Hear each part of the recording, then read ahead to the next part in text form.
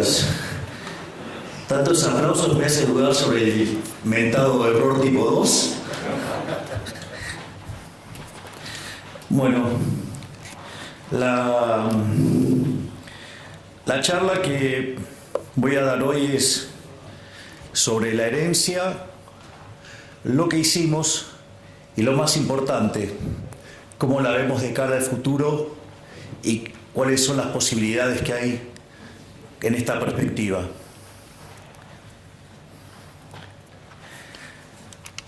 Lo primero que hay que entender es el desastre que recibimos. O sea, más o menos para que tengan una idea. Cuando una economía tiene déficit gemelos por 4 puntos del PBI, eso es una alerta amarilla. 8 es alerta roja y se van a dar una piña de lo lindo. Bueno, nosotros recibimos de herencia 17 puntos del PBI de déficit gemelos. Así es que se darán una idea del tamaño de desafío que teníamos. Esos déficit gemelos tenían un déficit fiscal consolidado de 15 puntos del PBI, donde 5 correspondían al Tesoro Nacional y 10 al Banco Central, donde, como si eso fuera poco, la posición de las LELIQs, que podían ser en 30, 60, 90, 120, 180, 150 y 180 días, la habían pasado todas a pases a un día. Esto quiere decir que al momento en que asumimos, se podría haber cuadruplicado la base monetaria en un día. Digo, para tener órdenes de magnitudes de las dificultades con las que nos encontrábamos. Al mismo tiempo, en materia de dinámica de precios, al existir un tipo de cambio controlado, con una brecha tan grande, la contracara es que existe lo que técnicamente se llama money overhang o sobrante monetario. La magnitud del sobrante monetario en ese momento básicamente era similar a la que teníamos en la previa del Rodrigazo de 1975, lo cual implicó en aquel momento, cuando se quedó el país sin reservas y tuvo que forzosamente devaluar, sextuplicar la tasa de inflación. De hecho, pasó de 30 a 180%.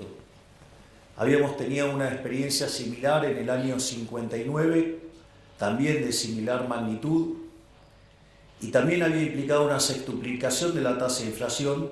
En aquel momento pasó de 20 a 120. Por lo tanto, si nosotros teníamos una inflación que básicamente venía viajando al 200%, eso implicaba que la tasa de inflación se fuera a niveles del 1200%. Además, si contemplamos que podíamos estar triplicando la base, digamos, incrementando 3 veces la base, eso implicaba llevar la inflación a 3600% anual. Y si por otra parte consideramos que el gobierno anterior emitió 13 puntos del PBI de manera directa e indirecta, con una base que hoy está en 2.6, implicaba multiplicar por 5, es decir, metíamos 4 veces más de base monetaria, es decir, estaríamos hablando de una tasa de inflación en el orden del 15.000%. Esto que parece exagerado, hecho haciendo las cuentas desde el lado monetario, la realidad es que durante la primera semana de diciembre los precios ya venían viajando al 1% diario, eso es anualizado 3.700% anual. Cuando ustedes consideran cómo venía en las 2 primeras semanas de diciembre, la aceleración fue tan grande que ya venían los precios viajando al 7.500% anual. Y esto, que parece una exageración y que de hecho muchos nos acusan de haber sido exagerados, Cuando ustedes toman el caso de la inflación mayorista, en el mes de diciembre fue 54%. Eso en términos anualizados da 17.000. Es decir, efectivamente estábamos transitando el camino a una hiperinflación. O sea, lo único que requería esa hiperinflación para concretarse era la convalidación monetaria.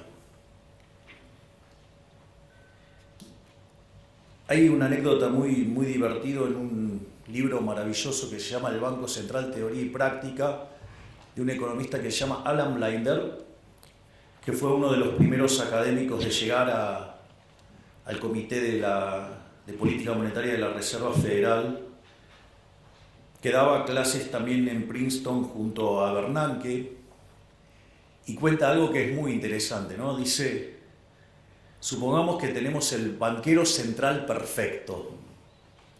Entonces, el banquero central perfecto, supongamos que hiciera control de tasa de interés.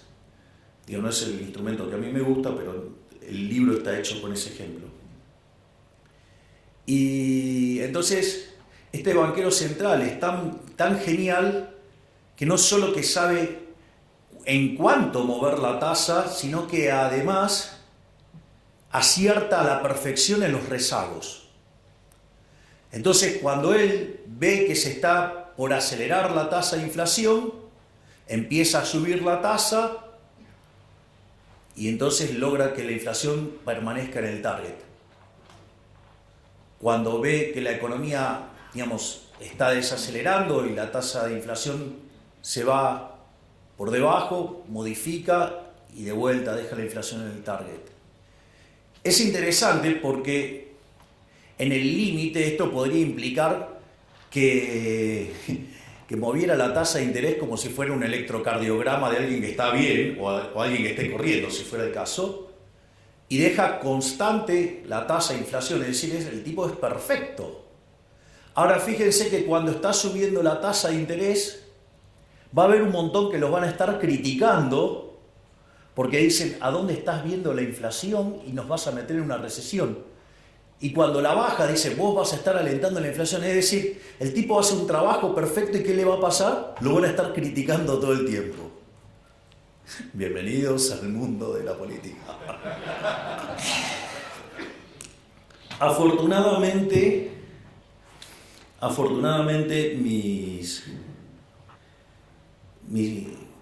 mi trabajo estudiando la Torá junto a mi queridísimo rabino Axel Banish, que ahora tenemos la fortuna de tenerlo como embajador en Israel, una de las cosas que me contaba era que ya, digamos, habiendo salido de Egipto, cada vez que Moisés se levantaba tarde, lo criticaban que estaba haraganeando. Si se levantaba temprano, decían que estaba peleado con la mujer, y si se levantaba en el horario, era porque no tenía nada que hacer.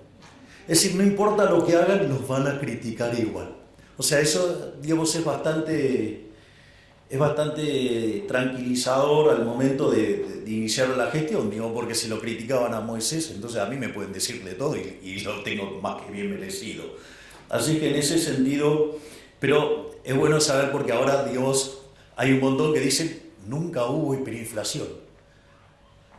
¿No? Digamos, se olvidan que en el medio, digamos, ahora lo voy a describir, pero llevamos un ajuste de 13 puntos del PBI, el más grande en la historia de la humanidad. Pero bueno, es la vida. La otra parte era el desequilibrio cambiario. Es decir, la relación entre el paralelo y el oficial era 3-1. Por lo tanto, digo, la situación estaba bastante complicada. Acá hay algo interesante, que me voy a adelantar a la parte de las críticas que nos hacen. Digo, porque ahora, que hay que subir el tipo de cambio y todas esas cosas. Yo me acuerdo que estábamos en el Hotel Libertador, estaba con el equipo de Toto, y el consenso de mercado era que teníamos que llevar el tipo de cambio a 600. De hecho, digamos, o sea, yo lo quería llevar a un nivel que, ajustado por riesgo país, quedara igual que el paralelo. Eso tiene una justificación técnica para tratar de eliminar el exceso de demanda. y que el impacto en actividad sea lo menos posible. Digo, me causa gracia porque esos mismos, digamos, que se quejan de que ahora el tipo de cambio está atrasado, decían que tenía que ser 600 y la hipótesis de inflación que tenían es mucho más alta que la que estamos viviendo. Digo, no les cierra el modelo, muchachos. Es decir, lo que digo es, ojo con esos economistas porque no les cierra el modelo. Es decir, me decían que el tipo de cambio tenía que ser 600, que estábamos locos en ponerlo en 800 y la hipótesis de inflación que tenían era más alta que la que estamos teniendo en la realidad. Digo, no les cierra el modelo, yo solamente lo menciono. Después teníamos un problemita menor que se llamaba reservas internacionales netas. Estábamos 11.500 millones de dólares abajo. Teníamos otro problemita también, no blanqueado, que todos sabíamos que existía, que se llamaba el CIRA, que en realidad eran 60.000 millones de dólares, pero que cuando pedimos que se blanqueara y que se acercaran, evidentemente había una parte que sabía que estaba haciendo cosas no lícitas y se blanquearon 45.000 millones. Otro problema más que teníamos es que teníamos vencimientos en moneda extranjera por 25.000 millones de dólares, digamos, concentrados principalmente en multilaterales, y teníamos el acuerdo con el Fondo Monetario caído. Por lo tanto, teníamos un problema enorme, digamos, con esos 25.000 millones de dólares. Y la verdad que como si todo esto fuera poco, teníamos vencimientos en pesos por el equivalente de 90.000 millones de dólares. Entonces, si ustedes contemplan el desequilibrio que teníamos en el plano monetario, que era peor que el de la previa del Rodrigazo, una situación patrimonial del Banco Central muchísimo peor que la que teníamos en la previa de la hiperinflación del 89, y que además teníamos indicadores sociales peores que los que teníamos en el 2001, verdaderamente estábamos frente a la madre de todos los males, porque, o sea, teníamos todas las peores crisis, las teníamos todas juntas. Ahora, digo, esto es para llorar. Miren, la verdad no. Porque la única forma en que podría llegar a haber un gobierno liberal libertario en un país que arrastra 100 años de socialismo era en el medio de un desastre. Digo, la única forma que esto podía ocurrir era esto. Digo, era una carambola a tres bandas. Y la fuerza del cielo lo permitieron. Y como si todo esto fuera poco, en realidad la actividad económica venía cayendo y tuvo un repunte, digamos, en el... Bien, Cristiano, esa es la gorra. Es más, tengo versión hasta en hebreo de la misma.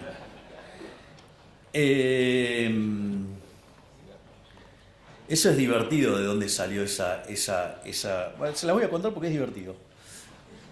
Digo, para que vean lo dinámica que es la política. Nosotros, cuando con Victoria asumimos como diputados en diciembre del 21, un periodista de Diputados TV, que yo lo conocía de América, un verdadero grosero, me dijo: pero ustedes son 2 diputados, ¿qué pueden hacer 2 diputados en 257? No van a poder hacer nada. Y yo le contesté con el primer libro de Macabeos 3:19, que dice: la victoria en la guerra no depende de la cantidad de soldados, sino de las fuerzas que vienen del cielo. Maradona tendría una frase para eso.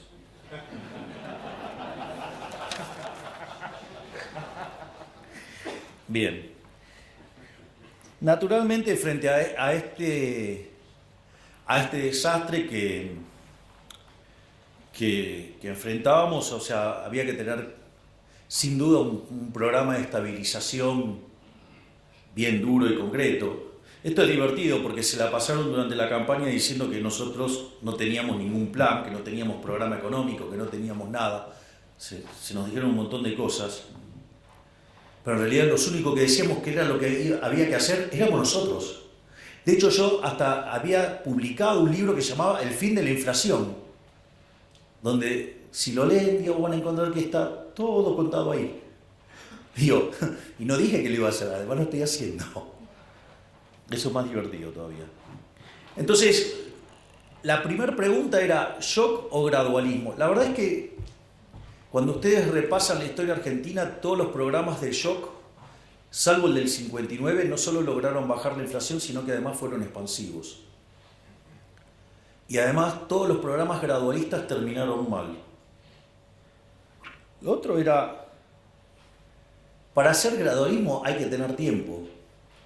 ¿Ustedes creen que yo tenía tiempo si tenía la posibilidad de triplicar la base monetaria en un día? Cuadruplicar la base monetaria en un día. No, no había tiempo. Pero como si todo esto fuera poco, si ustedes quieren hacer gradualismo, además requiere eso de que ustedes tengan financiamiento. Y Argentina no tenía financiamiento si tenía caído el acuerdo con el Fondo Monetario Internacional. En ese sentido, digamos, la verdad que no había otra alternativa que el shock. Además, digo, yo considero que la única salida es el shock. Eso, digamos, también tiene una explicación. Entonces, en función de esto, nosotros implementamos un programa de estabilización hiperortodoxo bien duro.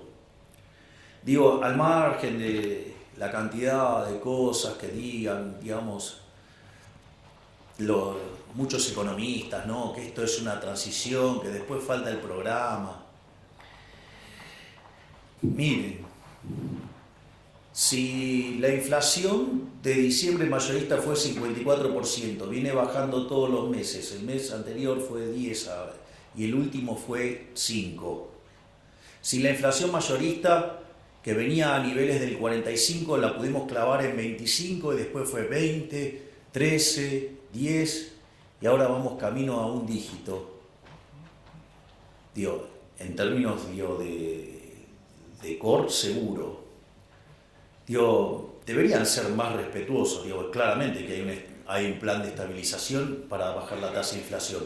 Digo, que no la vean no es mi culpa. Digamos, o sea, un programa de estabilización esencialmente tiene 3 elementos. Tiene una política fiscal.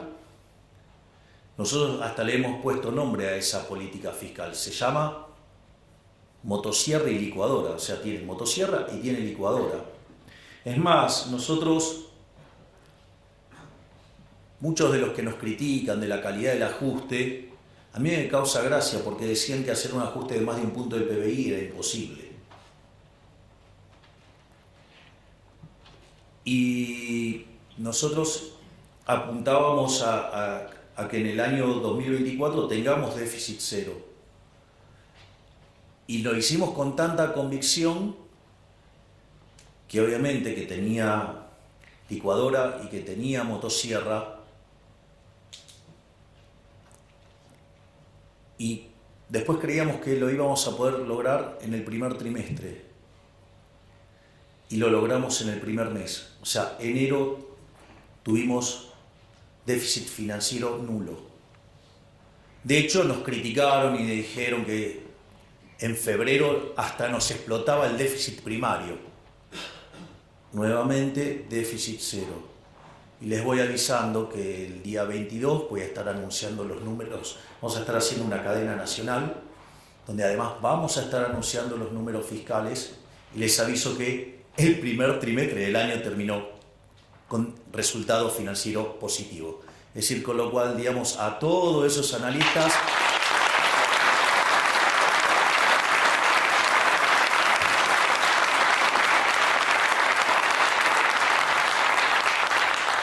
es decir, a todos esos analistas que dicen que nos va a explotar el déficit y todo eso, les dedico el aplauso que ustedes tuvieron recién o nuevamente la frase de Maradona.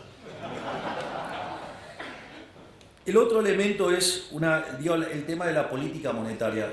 El tema de la política monetaria, básicamente el Banco Central está quebrado.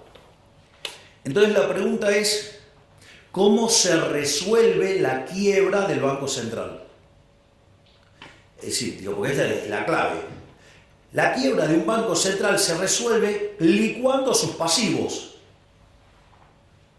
O sea, con el tamaño del problema argentino implicaba un nivel de precios estratosférico hasta que licuaran tanto los pasivos que el patrimonio neto por lo menos quedara nulo. ¿Hasta ahí vamos? Si esto es así, quiere decir que dado ese nivel de precios para resolver el saneamiento del Banco Central está en la estratosfera, dado los precios de hoy, la línea que une esos dos niveles de precios le da la tasa de inflación implícita. Por lo tanto, era fundamental sanear el Banco Central ¿para qué? Para que ese nivel de precios estratosférico que dejaba nulo el patrimonio del Banco Central fuera bajando. Y en la medida que ese nivel de precio bajara, por lo tanto, la tasa de inflación esperada tiene que bajar. Naturalmente, digamos, ahí también arrancamos con un proceso de saneamiento del Banco Central. Ahí también nos encontramos con algunas críticas. Hasta tengo los WhatsApp y tengo los informes de las consultoras hablando que había que llevar la tasa de interés real a terreno positivo. Si hubiéramos hecho eso, en lugar de haber descomprimido el balance del Banco Central como lo hemos hecho hasta ahora, les cuento que en lo que va del año ya hubiéramos metido 4 bases monetarias más en instrumentos remunerados. Entonces ahora estaríamos discutiendo ¿qué cosa? No, esto es insostenible. Estaríamos hablando de la pelota de las LELIQs o la pelota de los pases o no sé qué cosa, digamos una bola de nieve que nos iba a arruinar en una hiperinflación. Ahora todos esos están todos escondidos, nadie dice nada. Es decir, le deben tener miedo a la frase de Maradona. Pero dicho de otra manera, lo importante es que la contracara de ese déficit cuasi fiscal de 10 puntos del PBI ya lo llevamos a 4. Es decir, no solo que llevamos hecho un ajuste fiscal de 7 puntos del PBI en el Tesoro, motivo por el cual ahora hemos empezado a relajar partidas y entonces ahora empieza a quedar más motosierra y mucho menos de licuadora. Digo, para los que están tan preocupados por la calidad del ajuste, como si no fuera que una licuadora permanente es una motosierra, ¿no? Pero bueno, ese es otro detalle. Lo importante es que hemos hecho sucesivas bajas de tasa de interés y todo el mundo ¿qué esperaba cada vez que bajábamos la tasa? Que subiera el tipo de cambio y que perdiéramos reservas. Bueno, llevamos acumulados más de 12.000 millones de dólares de reservas. Salimos del terreno de las reservas netas negativas y en el medio pagamos un montón de cosas. Por lo tanto, también lo que hicimos en materia monetaria y cambiaria es un éxito. De hecho, ahora la discusión es, no, bueno, pero la tasa en dólares es enorme. Y entonces si yo le hubiera puesto en términos reales positivos, hubiera sido todavía más grande. Entonces, que más o menos se pongan de acuerdo qué quieren decir con la tasa de interés, porque nosotros siempre tuvimos claro que era un problema de arbitraje con la tasa en los dólares. Es decir, no mirar como un cavernícola, digamos, la tasa de interés real en una economía cerrada. Por lo tanto, digo, ¿qué es lo que hemos, y obviamente que hicimos en el ajuste del tipo de cambio? Si ustedes se acuerdan, cuando nosotros estábamos en campaña, decían que con nosotros el tipo de cambio iba a estar en 6.000, en 10.000. Me parece que le erraron por un poquito. Entonces, digo, ¿qué tenemos en materia de resultados? No solo que hemos logrado el déficit cero, sino que nos hemos pasado un poco. Digamos, en lugar de hacer un ajuste de 5 puntos del PBI, hicimos uno de 7. Eso lo pueden ver en un trabajo que hizo Nadine Argañadás, que de hecho lo circuló por Twitter. Y además, bajamos el cuasi fiscal en 6 puntos, o sea que hicimos un ajuste de 13 puntos del PBI. Es decir, acabamos de hacer el ajuste fiscal más grande en la historia de la humanidad, porque además encima lo hicimos en 3 meses. Sí, esto es importante, digo, pero eso es justamente lo que permitió evitar la hiperinflación. Además, una de las características que tiene el tema del déficit cero y que es muy importante es lo siguiente: cuando ustedes tienen déficit financiero nulo, significa que la deuda no sube. Si la deuda no sube, la relación deuda-producto no sube. Por lo tanto, ustedes están en un sendero sostenible, es decir, ustedes pasan a ser solventes. Y si ustedes pasan a ser solventes, el precio de los bonos tiene que subir. Y de hecho, de $18 que estaban cuando nosotros asumimos, hoy están cerca de 60. Y el riesgo país, que estaba en 2.900, hoy está en 1.200. Y si logramos bajar 200 puntos básicos más el riesgo país, ya podemos ingresar a los mercados de deuda. Este ajuste fue tan fuerte y tan positivo la forma en que lo hicimos, que además, cuando fuimos a negociarlo al fondo, mientras que todos los analistas decían que nuestro programa era inconsistente y que una revisión del fondo con programas caídos, como el caso argentino, demandan como 3 meses, nosotros sacamos el acuerdo en un fin de semana. Se imaginarán cuál es la frase. Y obviamente que esto se está traduciendo en la baja de la tasa de inflación, porque, como les decía, la inflación de mayorista, que es la que se anticipa, estaba en 54%, es decir, el equivalente del 17.000% anual, y hoy está en 5%. Es más, el propio Fondo Monetario Internacional, que tenía expectativas de inflación para este año, para Argentina, en torno al 250% anual, la bajó a 150. Bajarla a 150 significa que de hoy para adelante está esperando que en promedio la inflación sea del 5,5. Pero como ese proceso no es lineal, quiere decir que vamos a un dígito bajo hacia diciembre. Es decir, que lo estamos logrando. Naturalmente hay un montón de críticas. Lo que pasa es que las críticas, a mí me parece que se tendría que hacer, entendiendo el modelo que uno tiene en la cabeza. O sea, yo, por ejemplo, no sé, cuando dicen programa integral, ¿no? Entonces dice políticas sectoriales dentro del programa dentro del programa. Miren, yo no soy Leontiev, no sé si soy claro. Es decir, yo no les voy a hacer el plan quinquenal. Yo no creo en eso.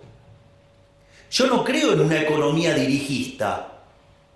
Yo soy liberal libertario. Yo me voy a ocupar de arreglar la macro. La micro la tienen que arreglar ustedes. ¿Qué tengo que estar haciendo yo con la micro? Ya bastante con las estupideces que venimos haciendo hace 100 años, que hacemos cualquier desastre macro y después vienen los políticos eligiendo los ganadores. Lo cual además es una fuente de corrupción enorme. Por lo tanto, ¿cuál es la regla de un liberal en esto? Don't pick the winners. Yo me voy a encargar de estabilizar la economía, de bajar la inflación, de generar las condiciones para que la economía vuelva a crecer. El resto es todo de ustedes. Es decir, el que mejor esto lo explica es Claudio Suchovicki. Tiene un ejemplo fabuloso. Milei se va a ocupar de la inflación, sí. Se va a ocupar del déficit fiscal, sí. Se va a ocupar de la cuestión cambiaria, sí. Se va a ocupar de limpiar el balance del Banco Central, sí. ¿Se va a encargar de su negocio de pizzería? No. Usted tiene 2 pizzerías, una le va bien, otra le va mal. Tiene el mismo contexto internacional, tiene la misma macro. Yo no me voy a ocupar de la pizzería, eso es un problema micro, eso lo tienen que resolver ustedes. ¿Qué tengo que estar haciendo yo metiéndome en el negocio de cada uno de ustedes? No se puede ser tan fatalmente arrogante.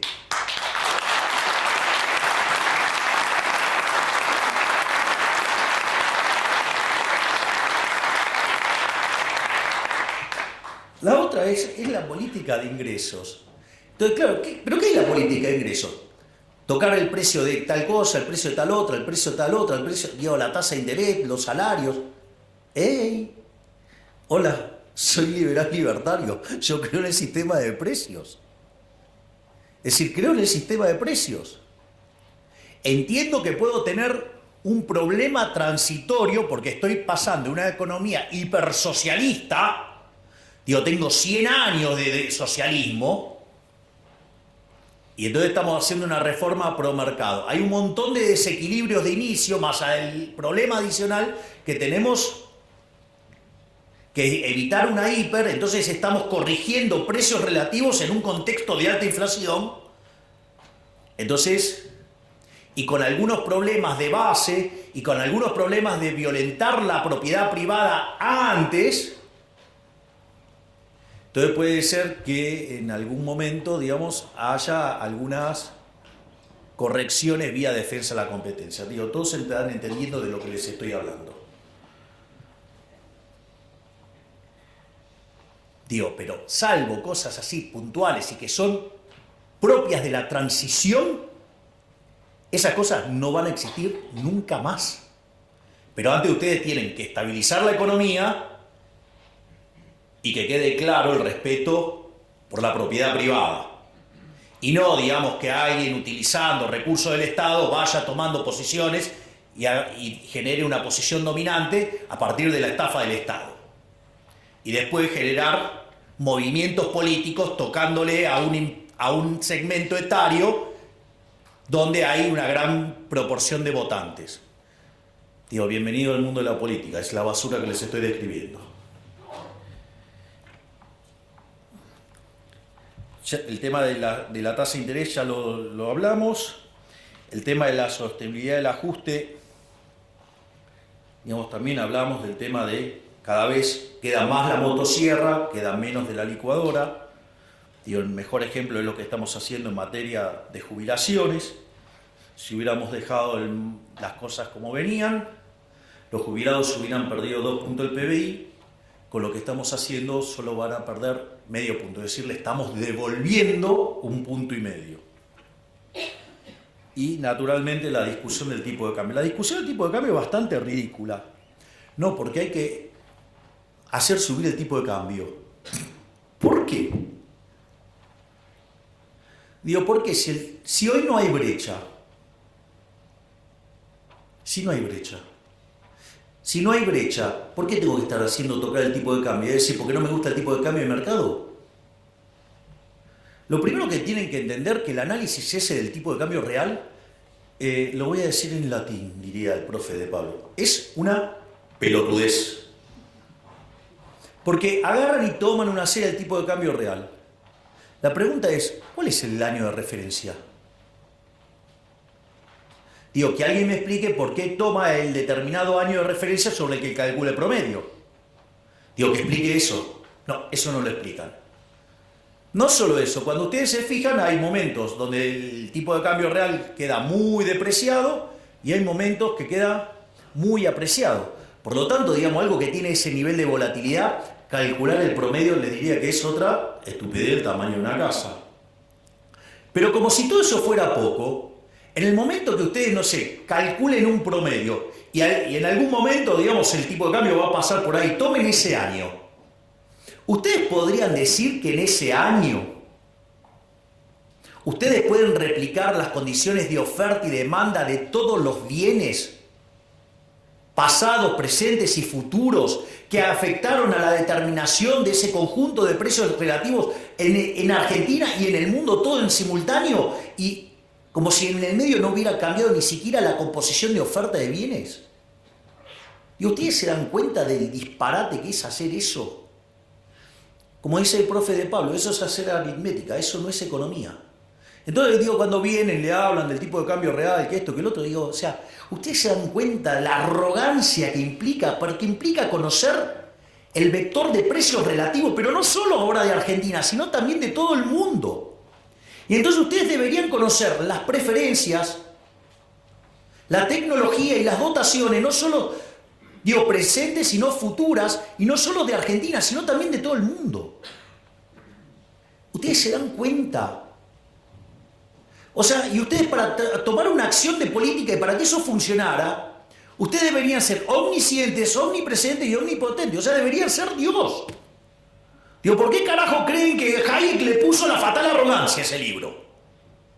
Porque es un poquito, digamos, pretencioso, ¿no? Es decir, bueno, el que levanta la manito así, digamos, se cree que está en esa condición. Digo, un día de esto le voy a decir tráeme un café, digo, porque digo, o sea, pero bueno, nada, ya saben de quién estoy hablando. Bueno, son cosas que pasan. Entonces, esto es todo lo que tiene que ver con la parte de estabilización.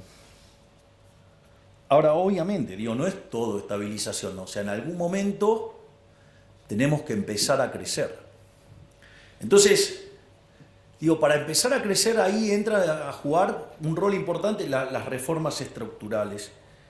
Entonces, pero hay una cosa muy importante que es entender la naturaleza de las reformas estructurales.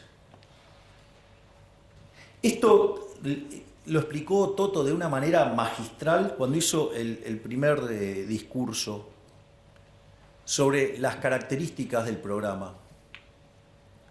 En ese discurso, digo, él lo explicó a la perfección y es, si ustedes se fijan, todo el entramado regulatorio y de restricciones y todas las porquerías que tenemos y el entramado legal son consecuencias de ir sobre los efectos y no sobre las causas. Es decir, la causa del problema es siempre la misma. Ustedes toman los últimos 123 años de historia argentina, Argentina tuvo déficit fiscal durante 113. Ustedes, Argentina, desde el año 1901 hasta hoy tuvo 22 crisis. 20 tienen origen fiscal, que tienen o déficit fiscal alto o extravagantemente alto. Por lo tanto, digo, el problema central es el déficit fiscal. Entonces, por ejemplo, no sé, ustedes tienen déficit fiscal, lo financian con emisión monetaria. Entonces, ¿qué es lo que pasa? En algún momento se le deteriora, o sea, entonces sostienen el tipo de cambio, ¿no? Entonces tratan de anclar con el tipo de cambio. Cuando ustedes hacen eso, ¿qué les pasa? Pierden reservas. Entonces aparece la ley penal cambiaria, ¿para qué? Para que ustedes no puedan comprar dólares. Digo, en lugar de arreglar la causa, que es el déficit fiscal, como los políticos no quieren tocar la de ellos, ayer quedó bien claro eso, que la de ellos no se toca, Macri diría, la mía está. Ayer fue un claro ejemplo, la mía está. Por suerte los argentinos están reaccionando. Entonces, en ese contexto, ustedes se encuentran con esa situación.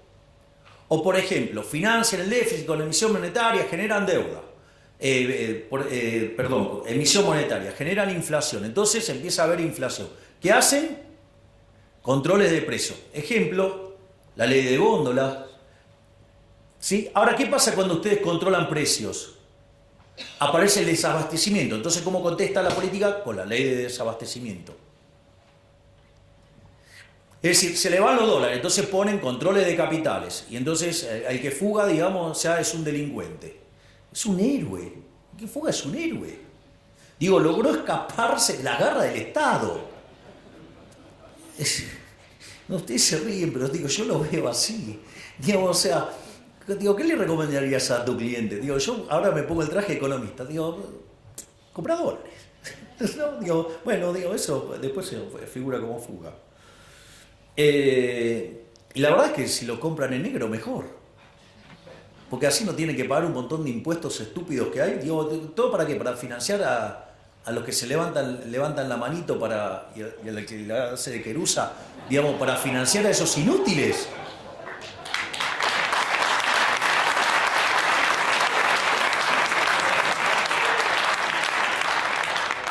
La frase dice que el ladrón que roba a otro ladrón tiene 100 años de perdón. Digo, con lo que han robado los políticos argentinos tenemos la eternidad ganada. Entonces, la realidad es que cuando ustedes se fijan, nuestro programa económico que tiene, digamos, la pata fiscal, la pata monetaria y la pata cambiaria, donde hay un ancla nominal, no es que no hay ancla nominal. Esa es otra estupidez que decían. No, acá no hay ancla nominal. Miren, desde que nosotros llegamos, la base monetaria prácticamente no ha cambiado. y emitimos un montón para comprar los 12.000 millones de dólares. Nos habían dejado un regalito que se llamaban unos puts en el Banco Central que nos dispara emisión endógena. Estaban los pasivos remunerados. ¿Y con qué compensamos? Compensamos con BOPREAL y compensamos con resultado fiscal. Y eso hace que la base monetaria no cambie. Hoy tenemos reservas internacionales netas nulas y tenemos la misma base monetaria. Ese es el ancla. El ancla es la cantidad de dinero. Es más, si ustedes se fijan que siempre se los queja se los tacha de muy agresivos al fondo con el tema a la velocidad que puede bajar la inflación, reconocieron que la estamos bajando más rápido. Es más, algunas críticas me resultan bastante graciosas entre el tipo de cambio y la inflación, porque durante la convertibilidad, que tardó 20 meses en estabilizarse la tasa de inflación hasta ser un país serio en términos de inflación con el tipo de cambio fijo, hoy la tasa de inflación baja mucho más rápido que durante la convertibilidad. Y eso tiene una explicación. Porque ustedes durante la convertibilidad tenían dinero endógeno. El dinero endógeno asociado al aumento de la demanda de dinero. Cuando ustedes querían demandar pesos, ¿qué hacían? Entregaban dólares y el Banco Central les daba pesos, ¿sí? Entonces el aumento de la demanda de dinero tenía como contrapartida, ¿qué cosa? Un aumento de la oferta de dinero. Y eso hace que entonces ustedes dejaban el mercado de dinero todo el tiempo en equilibrio y lo único que restaba era ¿qué? La readecuación de los precios relativos por los dos quilombos hiperinflacionarios anteriores, ¿no? Digamos, la hiper de Alfonsín y la hiper de Menem. Entonces, cuando se terminaron de corregir todos esos problemas de precios relativos, la inflación desapareció. Porque ustedes mantenían en equilibrio el mercado monetario. Nosotros también mantenemos el equilibrio del mercado monetario, pero sin emitir. Con lo cual, todos los aumentos de demanda de pesos van contra ¿qué? Contra caída en el mercado de bienes. Por lo tanto, el nivel al cual la tasa de inflación baja es muchísimo más rápido. Ahí está la explicación. No era tan difícil. Solo lo único que hay es poner un poquito de cabeza. Entonces, para enfrentar esto, nosotros enviamos el programa de reformas más ambicioso de la historia argentina. Mandamos 1000 reformas en 2 instrumentos. 1/3 en el DNU, 2/3 en la ley bases. El DNU todavía sigue en pie, pero ¿cuál es la característica de estos instrumentos? Tiene 3 elementos. El primero, que a diferencia de todos los DNU que hubo en Argentina, donde todos avanzaron sobre las libertades individuales, sobre la propiedad privada, esta es la primera vez que devuelve libertades, o sea, le devuelve libertad a los ciudadanos. Hace un respeto furioso de la propiedad privada, promueve estructuras de mercado más competitivas. Eso sí, tiene un defecto enorme, tanto el DNU como la ley bases. Un defecto tremendo. Va contra el curro de los políticos. Eso se vio con claridad lo que hicieron, cuando lo voltearon en la Cámara de Senadores. Obviamente, que los mayores abanderados de los curros que van a decir, no, el decreto sí es constitucional. Afortunadamente, la Corte, después de algunas cosas, ahora parece que como que se encaminó, se reorientó y ahora falló en 2 casos a favor del DNU. No es suficiente todavía, pero es un buen inicio. En cuanto a la ley base también tiene los mismos conceptos, pero eran cosas que no podían salir por decreto, sino que tenían que pasar por el Congreso por el tipo de cosas que implicaba. Entonces, cuando nosotros nos sentamos con los gobernadores en Casa Rosada, una de las cosas que yo le propuse a los gobernadores era arreglarles el problema fiscal que tenían. Y eso estaba en el capítulo 4 de la ley de bases. Ahora, ¿qué es lo que sucede? Los gobernadores, en lugar de entender eso como un acto de buena voluntad, lo entendieron como un signo de debilidad. Frente a ese caso, ¿qué empezaron a hacer? Empezaron a hacer un desastre en materia de fiscal. Entonces, ¿qué es lo que pasó? Nosotros sacamos el capítulo 4 de la ley de bases. ¿Cómo lo leyó el círculo rojo, que cada día está más analógico? Esta es una derrota de Milei. Salió Toto y explicó, bueno, si ustedes no quieren dejar el capítulo 4 como estaba y hacen un desastre fiscal como el que están haciendo para que nos peguemos la piña de acá a 6 meses, nosotros levantamos el capítulo 4. Pero si nosotros levantamos el capítulo 4, ustedes van a terminar haciendo un ajuste fiscal más grande que el que están dispuestos a hacer. Ahora volvió la ley de bases. Adivinen qué tiene. El mismo capítulo 4. ¿Quién ganó? Digo, tengan cuidado con estos muchachos que están muy analógicos, que no, parece que no entienden bien cómo funciona la política. No solo eso, sino que además, después pasó el resto de la ley de bases, fue aprobada, y después la empezaron a desguazar. Qué interesante, porque los fondos fiduciarios tenían más de 20 años, se enteraron ahora que existían. Cuando digo, teníamos todos los campeones del republicanismo, de la anticorrupción y todo, digo, pero nunca pasó nada con eso. Se descubrió ahora, como todas las cosas que estamos descubriendo todo el tiempo desde el Ministerio de Capital Humano, ¿no?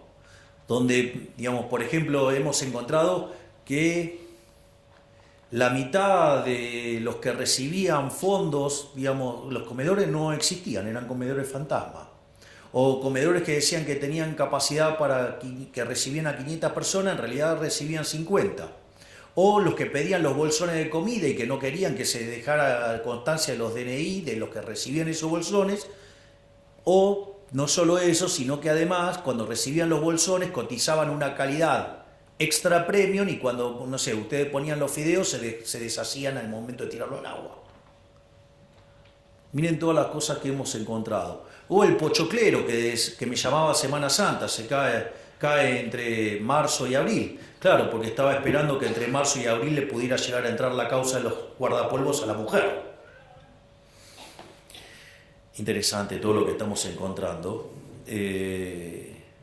Y cómo, digamos, se abusan, digamos, de los más vulnerables para esto. Es más, fíjense, uno de los grandes triunfos que nosotros tuvimos, lo primero que recibimos fue una crítica.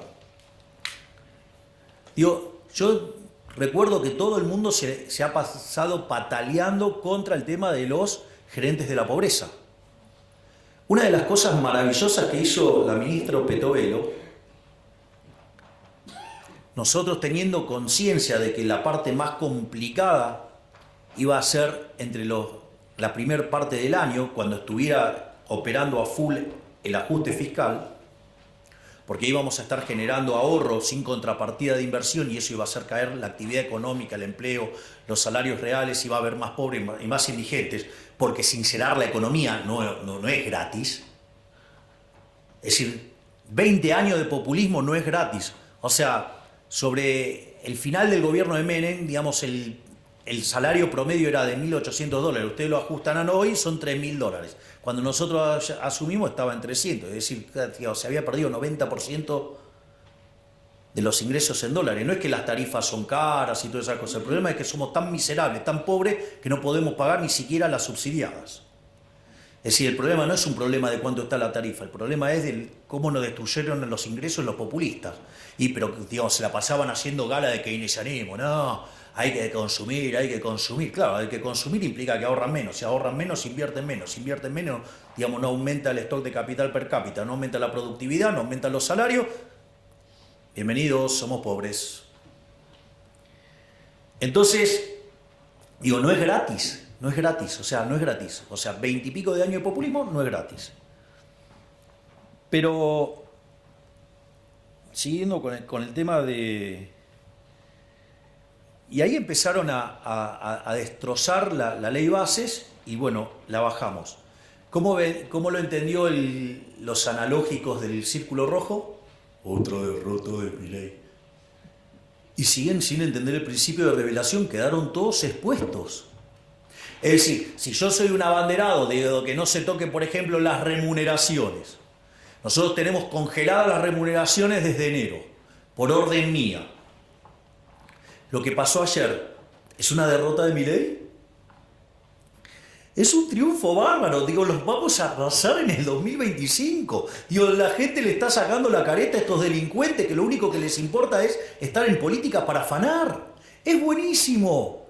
Es decir, es un momento de revelación maravilloso lo que estamos viviendo. Están saliendo todos los pufos a la luz, está saliendo toda la porquería de la política a la luz. Es decir, los estamos dejando en evidencias a todo. En el 2025 los vamos a aplastar directamente. Y ahí, digamos, ya dentro en la última parte de lo que va a ser esta presentación, nosotros las reformas que planteamos en DNU más bases implicaba que en términos de libertad económica saltáramos 90 puestos, es decir, pasáramos a estar como Alemania, es decir, nosotros en 20 años nos íbamos a parecer a Alemania. Pero como la política no quiere dejar de robar, atenta contra el DNU, atenta contra la ley bases, le saca pedazos. ¿Para qué? Para que no toquen sus negocios. Les tengo una noticia. Las reformas que no podamos meter ahora, las vamos a meter a partir del 11 de diciembre del 2025. Y además de esas, tengo 3.000 más.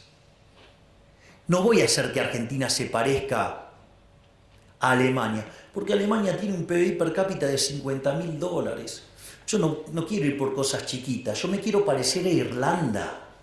Quiero ir por un PBI per cápita que es 50% más grande que el de Estados Unidos. Esa es la revolución que estamos proponiendo, una verdadera revolución de la libertad.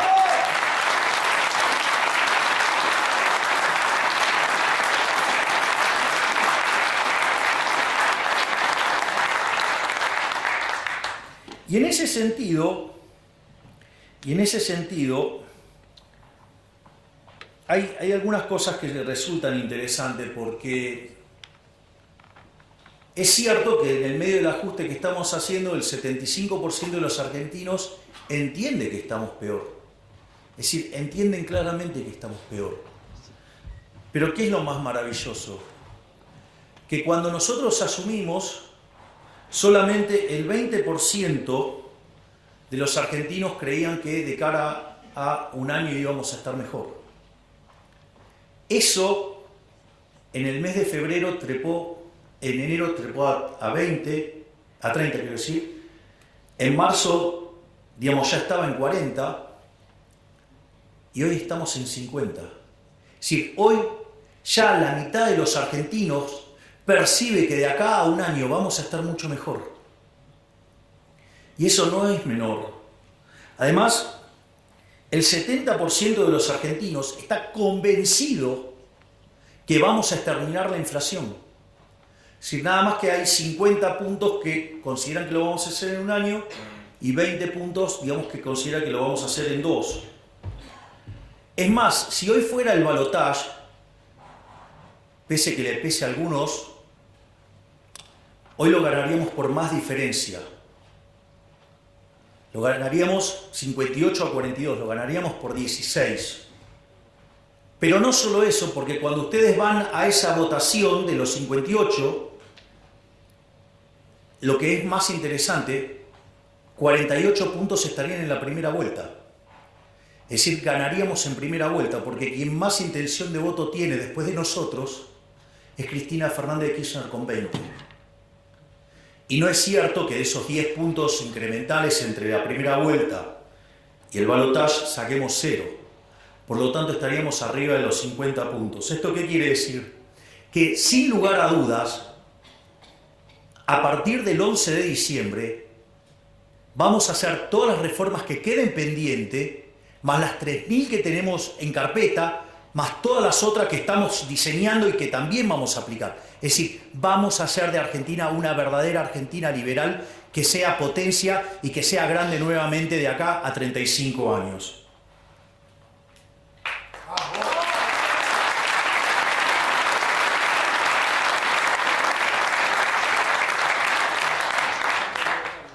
Y finalmente, digo, la pregunta es ¿cómo? ¿No? Porque digo, o sea, con solo, digo, parece casi fundamentalista, digamos, el tema de con que solo, digamos, si yo le digo subimos en libertad económica va a ocurrir, o sea, digo, me pueden tener mucha estima, pero creerme tanto, digo, hasta sería peligroso, le diría. Entonces, el punto es cómo es todo el proceso. Miren, la primera parte es rebote. La primera parte es rebote. De hecho, fíjense que cada vez son más los analistas que están viendo una B corta.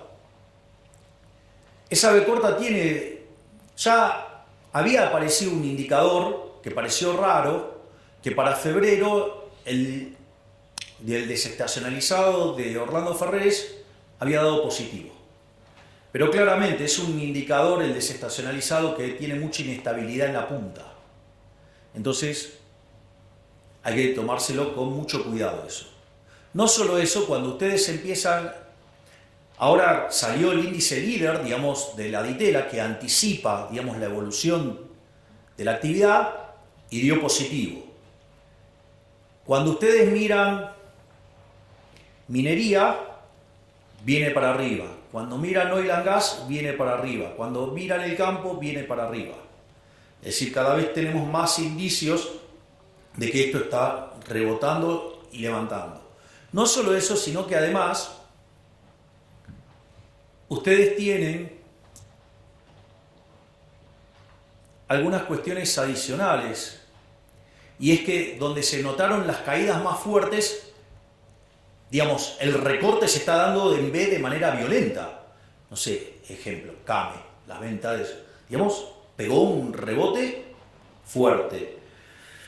No solo eso, sino, digamos, que la brutal caída del riesgo país, eso, cuando ustedes miran empíricamente, cada vez que el riesgo país se desploma, digamos, la actividad rebota fuertemente. Pero no solo eso. Además, hay otro elemento fundamental, y es, aun cuando no hiciéramos ninguna de las reformas estructurales, digo, la descapitalización de la economía obedece a todo un conjunto de reformas estructurales negativas que hicieron que uno se coma el capital. Si la economía argentina está muy descapitalizada, ¿por qué está descapitalizada? Para que el valor del producto marginal del capital, digo, la TIR de la firma, esté por encima del WACC, ¿no? Digo, para que no destruyan valor. Entonces, en ese contexto, ustedes lo que tienen es que, cambiando la regla de juego, ¿qué pasa ahora? La tasa está desalineada con el costo de oportunidad de capital. ¿Por qué creen que vuelan las acciones? Justamente por eso, porque afuera la están viendo. Entonces, en ese que de 20 años de destruir capital, una productividad enorme, retornos reales enormes, contra tasas de interés desplomándose, ustedes tienen una posibilidad de ganar plata a lo loco, aún sin reformas estructurales. Es decir, podemos hacer reformas, digamos, sin hacer reformas, podemos crecer durante un periodo interesante de tiempo, no a las tasas que a mí me gustaría, pero sí podemos rebotar fuerte ahora y crecer fuerte, digamos, en el arranque. Entonces vamos a llegar al 2025 con tasas de expansión muy fuertes, compuestas de rebote y de crecimiento por descapitalización y tasa de inflación cayendo. Prepárense porque vamos a arrasar. Y ahí sí vamos a tener la composición de las cámaras que necesitamos para hacer las reformas que Argentina necesita para volver a ser grande. Pero eso no es todo. Si ustedes se fijan, nosotros estamos, cuando termine todo esto, el ajuste fiscal va a ser el consolidado de 15 puntos del PBI. Es decir, va a haber 15 puntos del PBI que se los llevaba el gobierno para financiar actividades parasitarias y que ahora ese ahorro se va a transformar en inversión productiva. Y eso le va a meter a la economía por lo menos entre 4 y 5 puntos de crecimiento adicional. Entonces, digamos, nos estamos preparando para generar un verdadero, yo no diría milagro económico, porque lo único que estamos haciendo es lo que dicen los libros que hay que hacer. Pero, digamos, tenemos la cabeza tan deformada después de 100 años de lavado de cerebro en la educación pública, sea de gestión estatal o de gestión privada, tenemos tanto socialismo en sangre que, claro, cuando uno lo ve así parece un milagro. En realidad lo único que estamos haciendo es aplicar el manual. Por lo tanto, digamos, las perspectivas de crecimiento para adelante son maravillosas, porque además,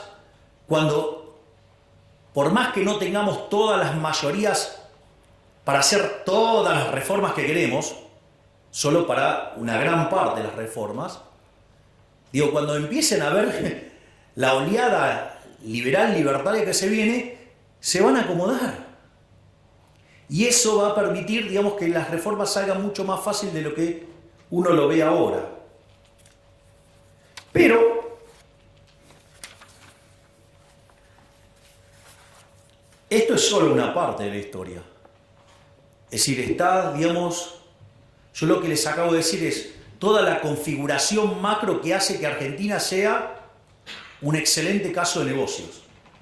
A ver, si lo voy a poner en estos términos, si yo voy comprado en activos de larga duration en Argentina, con caída de tasa de interés, gano un montonazo, ¿sí o no? Imagínense si además son reales, con lo cual, digamos, no ajustaron, con lo cual tienen para ganar un montón, con lo cual hay una oportunidad de entrar a hacer negocios de infraestructura y de un montón de cosas para ganar un montón de plata. No solo eso, es importante también que tengan conciencia que nosotros, nuestras líneas de análisis económico tienen 3 bloques.